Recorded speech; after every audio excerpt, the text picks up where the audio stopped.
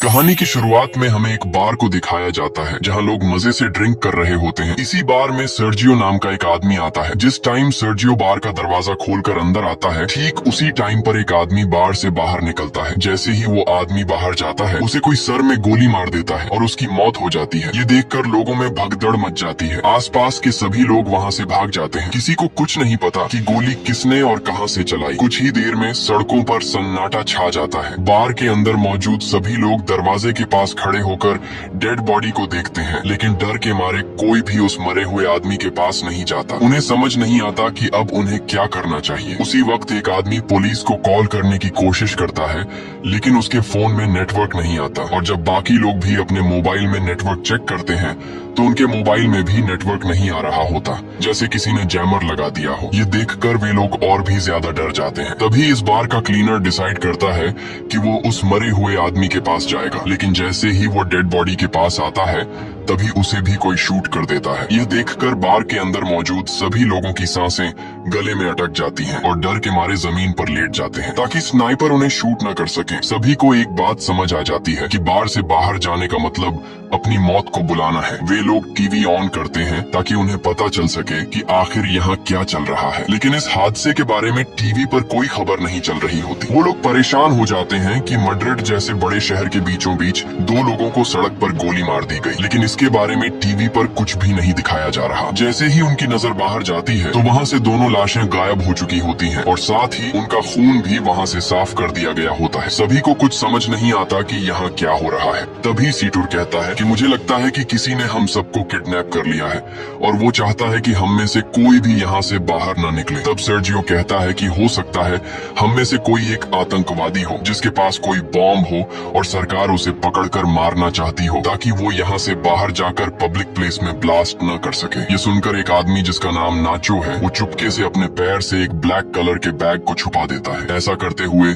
Sergio उसे देख लेता है। अब सर्जियो को यकीन हो जाता है कि नाचो एक आतंकवादी है, जरूर उसके बैग में कोई बॉम्ब होगा। वह सबको नाचो को पकड़ने के लिए बोलता है। नाचो को पकड़ने के बाद जब ये लोग उसके बैग को छीन लेते हैं तब नाचो कहता है कि बैग को मत खोलो, इसमें कुछ भी नहीं है, लेकिन ये लोग उसकी बात नहीं मानते और जब बैग को खोला जाता है तो उसमें से कुछ कपड़े और एक हार्ड डिस्क निकलती है। एलिना नाचो से पूछती है कि इस हार्ड डिस्क में क्या है। नाचो कहता है कि इसमें ऐसी कोई भी चीज नहीं है जिससे किसी को भी नुकसान हो। वो कहता है कि मैं एक एड कंपनी में काम करता हूँ और इस हार्ड डिस्क में मेरे काम की फाइल्स हैं, लेकिन एलेना उसकी कोई बात न मानते हुए उसकी हार्ड डिस्क तोड़ देती है, पर हार्ड डिस्क के अंदर कुछ नहीं होता। नाचो गुस्सा हो जाता है कि तुम सब मुझ पे शक क्यों कर रहे हो। सामने एक दूसरा ब्रीफकेस भी पड़ा हुआ है, शायद उसमें कोई बॉम्ब हो। वो सबसे पूछता है कि यह ब्रीफकेस किसका है। तब सर्जियो कहता है कि यह ब्रीफकेस मेरा है और अगर मेरे ब्रीफकेस को किसी ने छूने की कोशिश की तो मैं उसे मार दूंगा। लेकिन यहाँ अंड्रे नाम का एक आदमी अपनी बंदूक निकालता है और सर्जियो पर तान देता है। बंदूक के नोक के सामने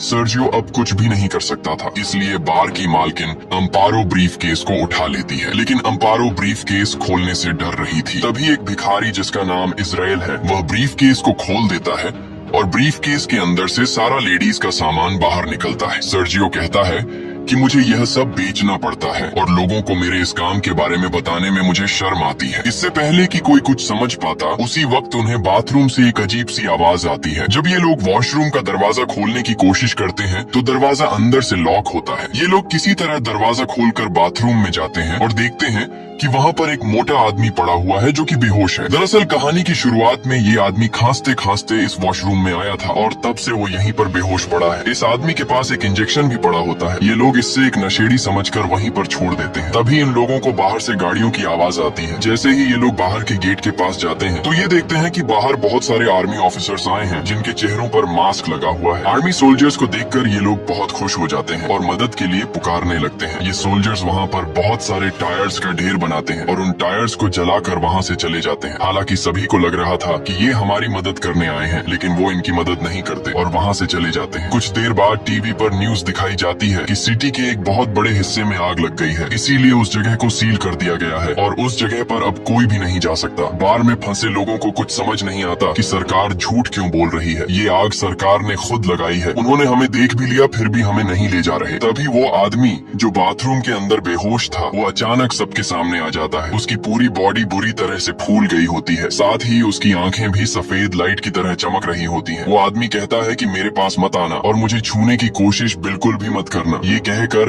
वो आदमी गिरकर मर जाता है और उसके हाथ से मोबाइल भी छूटकर गिर जाता है। तभी इजराइल मुस्कुराते हुए इस मरे हुए आदमी की आंखों पर कॉइन्स रख देता है और कहता है कि हम सब मरने वाले हैं। दूसरी तरफ ये लोग उस मरे हुए आदमी का मोबाइल फोन उठा लेते हैं और देखते हैं कि ये आदमी तो एक आर्मी ऑफिसर था। इस आर्मी ऑफिसर के फोन में कुछ फोटोज होती हैं जिनमें लोगों ने वायरस से बचने वाले सूट पहने होते हैं। ये देखकर नाचो समझ जाता है कि ये जो आदमी मरा है ये इन्फेक्टेड था और इन्फेक्शन से इसकी जान चली गई है और हो सकता है कि शायद अब यहाँ और भी लोग इन्फेक्टेड हो गए हों और सरकार हमें इसलिए यहाँ से बाहर जाने नहीं दे रही ताकि हमारी वजह से बाहर की दुनिया में इन्फेक्शन न फैल सके। इसलिए गवर्नमेंट ने इस जगह को सील कर दिया है और सरकार हमें किसी भी कीमत पर यहाँ से बाहर जाने नहीं देगी। उनकी नजर अभी भी हम पर है और अगर कोई भी यहाँ से बाहर जाएगा तो वो लोग उसे मार गिराएंगे, इसलिए हमें अंदर से ही मदद बुलानी पड़ेगी। तब नाचो इस आदमी के मोबाइल फोन से सिग्नल लाने की कोशिश करता है और वो एक टेबल पर चढ़कर सिग्नल लाने के लिए फोन को ऊपर करता है तो उसके मोबाइल में नेटवर्क आ जाता है। वो ये बात सबको बताता है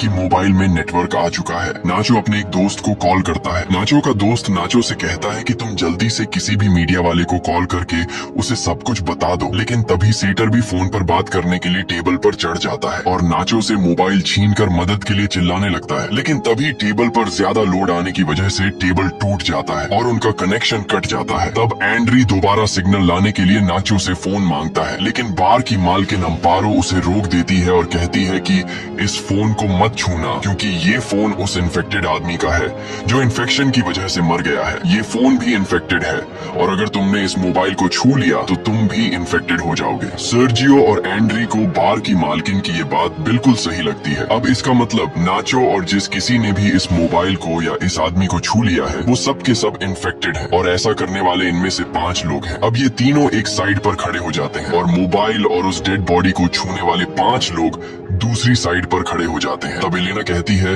कि हमें पागलपंती नहीं करनी चाहिए, घंटों से हम एक दूसरे के साथ हैं, अगर हमें इन्फेक्टेड होना होता तो अब तक हम इन्फेक्टेड हो जाते। लेकिन एंड्री अपनी बंदूक निकालकर एलेना से कहता है कि मुझसे दूर रहो नहीं तो मैं तुम्हें मार दूंगा। इसके बाद बार की मालकिन सर्जियो और एंड्री सभी को अपनी बंदूक से धमकाता है और कहता है कि तुम सब नीचे बंकर में चले जाओ और हम तीनों को यहीं पर छोड़ दो ताकि तुम्हारी वजह से हम लोग इन्फेक्टेड न हो जाए और अपने साथ इस इन्फेक्टेड डेड बॉडी को भी नीचे बंकर में ले जाओ। ये 5 ऐसा करने से इनकार कर देते हैं लेकिन तभी एंड्री गोली चलाता है जिसके बाद इन लोगों को मजबूरन उनकी बात माननी पड़ती है और ये सभी 5 लोग डेड बॉडी को लेकर नीचे बंकर में चले जाते हैं और उनके पीछे बंकर का दरवाजा ऊपर से बंद कर दिया जाता है। अब ऊपर बस 3 लोग बचे हुए हैं। नीचे बंकर में मौजूद 5 लोग बहुत ज्यादा परेशान होते हैं। तभी ट्रिनी नाम की एक औरत की तबीयत अचानक बहुत ज्यादा खराब हो जाती है। वो सीढ़ियों पर चढ़कर बाहर के 3 लोगों को चिल्ला चिल्ला कर दरवाजा खोलने के लिए कहती है लेकिन कोई उसकी बात नहीं सुनता। सीढ़ियों पर खड़ी होकर दरवाजे को मारने के दौरान ट्रिनी का बैलेंस बिगड़ जाता है और वो नीचे गिर जाती है, लेकिन गिरते दौरान उसका पैर वहाँ पास रखे बॉटल्स के क्रेट्स पर लग जाता है जिससे वो बॉटल्स भी नीचे गिरकर टूट जाते हैं। बॉटल्स के अंदर मौजूद पानी एक साइड पर बहने लगता है जिससे इन 5 को अंदाजा हो जाता है कि जरूर यहाँ से नीचे बाहर जाने का कोई रास्ता है। जब ये लोग वहाँ पर पड़े गट्टों को हटाते हैं तो नीचे उन्हें एक ड्रेनेज नजर आता है। इसका मतलब ये लोग वहाँ से पानी के रास्ते से होते हुए वहाँ से बाहर निकल सकते हैं। अब ये लोग सोचते हैं कि यहाँ से बाहर जाएगा कौन। तभी इजराइल ड्रेनेज के जाली को हटा देता है और वो ड्रेनेज के अंदर से होकर यहाँ से बाहर निकलने का फैसला करता है, लेकिन इस ड्रेनेज का रास्ता बहुत तंग था इसलिए इजराइल अपनी पूरी बॉडी पर ऑयल लगाता है और इस ड्रेनेज से नीचे जाने की कोशिश करता है, लेकिन ड्रेनेज का छेद बहुत ही छोटा था जिससे वो नीचे नहीं जा पा रहा था और इजराइल छेद में फंस जाता है। तभी अचानक इन लोगों को गोलियों के चलने की आवाज आती है और उन्हें ऊपर मौजूद 3 लोगों की चिल्लाने की आवाजें आती हैं। आवाजें सुनकर ये लोग बहुत ज्यादा घबरा जाते हैं। फिर उन्हें ऊपर बार में धुआं दिखाई देता है जिसे देखकर ये लोग समझ जाते हैं कि ऊपर जो 3 लोग थे उन्हें किसी ने मारकर पूरे बार को आग लगा दी है। तब ट्रिनी ऊपर लोगों की स्थिति देखने के लिए ऊपर जाकर बंकर के दरवाजे को खोलने की कोशिश करती है, लेकिन बंकर का दरवाजा बहुत ज्यादा गर्म होता है इसलिए ट्रिनी के छूते ही उसके हाथ जल जाते हैं और वो चिल्ला पड़ती है, जिसके बाद ये लोग ट्रिनी के हाथों पर पट्टी कर देते हैं, जिससे ट्रेनी को थोड़ा सुकून मिल जाता है। वहीं दूसरी तरफ इजराइल अभी भी बुरी तरह से ड्रेनेज में फंसा हुआ होता है। अब वो लोग सब एक साथ मिलकर इजराइल को ड्रेनेज से बाहर निकालते हैं। इसके बाद ये लोग नीचे बैठकर चुपचाप इंतजार करते हैं जब तक ऊपर का मामला शांत न हो जाए। कुछ घंटों बाद आग पूरी तरह से बुझ जाती है और वो लोग ऊपर बार में आने का फैसला करते हैं। ऊपर बार में आने के बाद वो देखते हैं कि बार पूरी तरह से जलकर राख हो चुका है। तभी ये लोग देखते हैं कि कुछ लोग बाहर से इस जगह को बुरी तरह से सील कर रहे हैं। यहाँ एलेना कहती है कि मैं मदद मांगने जा रही हूँ, लेकिन नाचो उसे ऐसा करने से मना कर देता है। वो कहता है कि अगर उन लोगों ने तुम्हें देखा तो वो तुम्हें मार देंगे, इसलिए हमारा फायदा इसमें है कि हम लोग यहाँ पर कुछ दिनों के लिए छिपे रहें और जब ये सारा मामला शांत हो जाए तब हम लोग एक एक करके चुपचाप यहाँ से निकल जाएंगे। नाचो की ये बात सबको सही लगती है। ये लोग बड़ी खामोशी से चुपचाप सब कुछ देखते रहते हैं, क्योंकि अगर किसी को भी पता लग गया कि अंदर अभी भी 5 लोग जिंदा हैं, तो इन सबको भी मार दिया जाएगा। तभी यहाँ मोबाइल बजना शुरू हो जाता है। लेकिन अच्छी बात ये थी कि बाहर जो लोग उस जगह को सील कर रहे थे वो लोग वहाँ से जा चुके थे और जिस मोबाइल पर मैसेजेस आ रहे थे वो उस इन्फेक्टेड आदमी का था जो एक आर्मी ऑफिसर था। एलिना उसका फोन उठा लेती है और उसकी व्हाट्सएप चैट्स पढ़ना शुरू कर देती है, जिसमें एक आदमी उस आर्मी ऑफिसर से पूछता है कि क्या वैक्सीन लेने से तुम्हारी तबीयत ठीक हो गई है। उस आदमी ने जवाब दिया, नहीं, मेरी तबीयत बहुत खराब है और मैं किसी बार के वॉशरूम में छिपा हुआ हूँ, तुम मेरे पास आने की कोशिश मत करना। अब एलेना उसकी पुरानी चैट्स पढ़ती है जिसमें उस मरे हुए आदमी ने लिखा होता है कि मेरे पास अभी 4 और इंजेक्शन बचे हैं। ये लोग समझ जाते हैं कि उसके पास जो इंजेक्शन है वही इस वायरस की वैक्सीन है। ये पढ़कर सब लोग खुश हो जाते हैं कि ये वैक्सीन काम कर सकती है, लेकिन फिर भी उनके मन में एक डाउट आता है कि अगर उस आदमी ने वैक्सीन ली थी तो उसकी मौत कैसे हो गई। तब ये लोग उस आदमी की ओर पुरानी चैट्स पढ़ने लगते हैं और उन्हें पता लगता है कि वो आदमी कई दिन पहले से बीमार था, इसलिए वैक्सीन इंजेक्शन ने उस पर असर नहीं दिखाया और वो मारा गया। इसके बाद अचानक उस फोन पर किसी का कॉल आता है, पर उससे पहले कि नाचो उसे उठा पाता, मोबाइल की बैटरी डेड हो जाती है। अब ये लोग किसी न किसी तरह से मोबाइल को चार्ज करने की कोशिश करते हैं।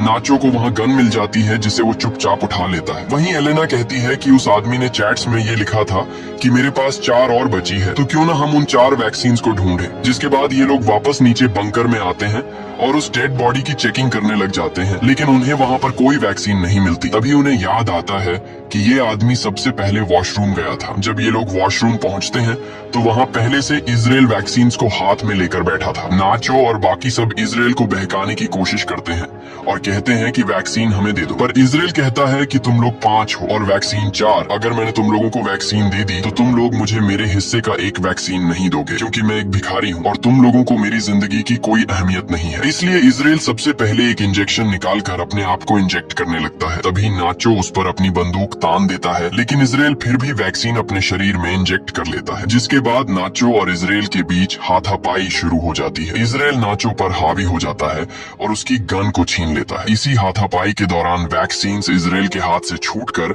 नीचे बंकर में गिर जाती है। ट्रेनी जल्दी से बंकर में जाकर वैक्सीन को उठा लेती है। वैक्सीन को हाथों में लेकर वो बहुत खुश होती है, लेकिन उसके हाथ पर पटिया होने की वजह से वह वैक्सीन को सही से पकड़ नहीं पाती और तभी उसके हाथ से वैक्सीन छूट जाती है और नीचे नाले में गिर जाती है। अब ये लोग दोबारा परेशान हो जाते हैं और सोचते हैं कि हम में से किसी न किसी को तो नीचे जाना पड़ेगा। इन सब में से एलेना सबसे पतली होती है, इसलिए ये लोग उससे पूछते हैं कि क्या तुम अंदर जाकर उन वैक्सीन को ला सकती हो। पहले तो एलेना मना कर देती है, लेकिन फिर बाद में वह मान जाती है। जिसके बाद एलेना की बॉडी पर ऑयल लगाया जाता है और उसे उस छोटे से छेद के अंदर जबरदस्ती धकेलने लगते हैं। बड़ी ही मशक्कत के बाद वो नीचे नाले में गिर जाती है। काफी देर तक नाले के पानी में ढूंढने के बाद आखिरकार एलेना को वैक्सीन मिल जाती है और वह पानी से बाहर आ जाती है। तभी नाचो एलेना की तरफ नीचे एक तार फेंकता है और नाचो उससे कहता है कि तुम वैक्सीन को इस तार से बांध लो और फिर मैं इन वैक्सीन को ऊपर ले आऊंगा। लेकिन एलेना साफ साफ मना कर देती है,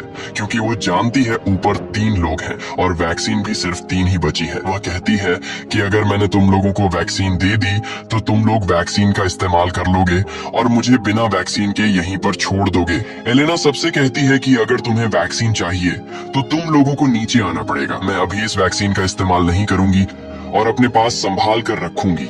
जब तुम सब नीचे आ जाओगे तब हम बैठकर फैसला करेंगे। अब ऊपर मौजूद लोगों के पास और कोई दूसरा रास्ता तो था नहीं, इसलिए ये लोग उस छेद का रास्ता बड़ा करने के लिए उसे तोड़ने लग जाते हैं। जब ये लोग छेद को तोड़ने में लगे होते हैं तब एलेना बाहर का रास्ता ढूंढना शुरू कर देती है। थोड़ी दूर जाने के बाद उसे एक जगह पर रोशनी दिखाई देती है। सबसे पहले वह इंजेक्शंस को वहाँ पर बने एक गड्ढे में छुपा देती है। उसके बाद वह सीढ़ियों से ऊपर जाकर देखती है कि बाहर बहुत सारी पुलिस फोर्स है जिन्होंने पूरे एरिया को कवर कर रखा है और वो लोग बार में मरे उनके 3 साथियों को जला रहे हैं। तब हम देखते हैं कि बाकी के 4 लोग जो ऊपर बंकर में थे उन्होंने छेद का रास्ता बड़ा कर दिया है और वे भी अब किसी न किसी तरह से नीचे आ जाते हैं। नीचे आते ही इजराइल और नाचो के बीच एक बार फिर फाइट शुरू हो जाती है। नाचो इस बार इजराइल से गन छीनना चाहता था और इस बार नाचो उससे बंदूक छीन लेता है। तभी पानी के अंदर से गोली चलने की आवाज आती है और नाचो ऊपर आ जाता है। जब ये लोग देखते हैं कि नाचो तो ऊपर आ गया है पर इजराइल अभी तक बाहर नहीं आया तो वो समझ जाते हैं कि इजराइल मर चुका है और ये लोग आपस में एक दूसरे को कहने लगते हैं कि नाचो ने इजराइल को मार डाला। लेकिन नाचो कहता है कि उसने इजराइल को नहीं मारा बल्कि इजराइल कहीं पर तैर कर चला गया। पर ये लोग नाचो की बात पर यकीन नहीं करते क्योंकि उन्हें समझ आ जाता है कि नाचो हमसे अपना गुनाह छुपा रहा है। ये लोग नाचो को गन फेंकने के लिए कहते हैं पर नाचो मना कर देता है। अब नाचो पहले तो बहुत ही प्यार से एलेना से पूछता है कि वैक्सीन कहाँ है, लेकिन जब एलेना नहीं बताती तो नाचो सीतुर को गन पॉइंट पर ले लेता है और एलेना को वैक्सीन देने के लिए कहता है। अब यहाँ नाचो कहता है कि हमारे पास 3 वैक्सीन है और अगर मैं सीतुर को मार दूं तो हम आसानी से एक दूसरे के साथ वैक्सीन बांट लेंगे। लेकिन एलेना ऐसा करने से मना कर देती है। वो कहती है कि सीतुर को मत मारना, मैं तुम्हें वैक्सीन देने के लिए तैयार हूँ। इसके बाद एलेना इनको बाहर की तरफ ले जाती है जहाँ उसने वैक्सीन छिपा रखी थी। धीरे धीरे ये लोग आगे बढ़ते रहते हैं। नाचो और एलेना आगे चलते हैं जबकि सीतुर और ट्रिनी उनके पीछे चलते हैं। तभी सीतुर पानी में गिर जाता है और ट्रिनी जैसे तैसे करके अपनी जान पर खेल कर सीतुर को बचा लेती है। ट्रिनी यहाँ सबसे कहती है कि हम चारों में से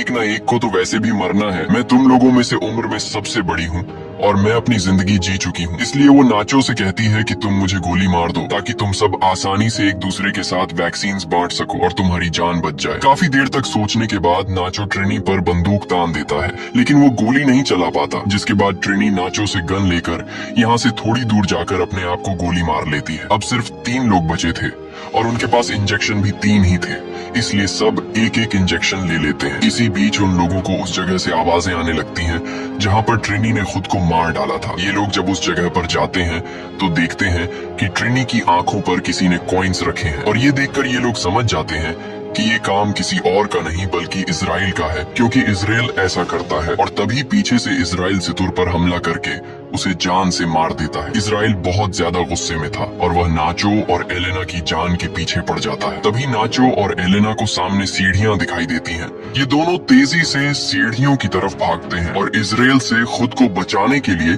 सीढ़ियों पर चढ़ने लगते हैं। पर तभी एलेना के पास जो इंजेक्शन होता है वो उसके हाथ से छूटकर नीचे गिर जाता है। अब क्योंकि इजराइल भी उनको मारने के लिए उनके पीछे सीढ़ियों पर चढ़ रहा था, इसलिए अब एलेना इंजेक्शन उठाने के लिए वापस नहीं जा सकती थी, क्योंकि अगर वह नीचे जाती तो इजराइल उसे मार देता। तभी इजराइल नाचो को पैर से पकड़ लेता।